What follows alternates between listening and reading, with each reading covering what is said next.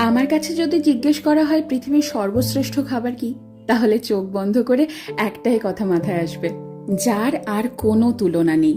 আমরা মধ্যমগ্রাম বাজার গিয়ে একেবারে বর্ষার ইলিশ কিনে এনেছি।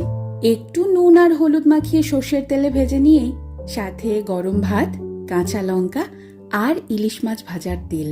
সত্যি কথা বলো, বাঙালির কি আর কিছু লাগে?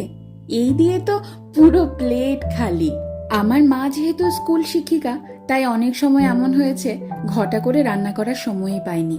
আর সে সময় যদি বাড়িতে ইলিশ মাছ থাকতো, তাহলে এই ইলিশ মাছ ভাজা দিয়ে কত তৃপ্তি করে খেয়ে উঠেছি সবাই।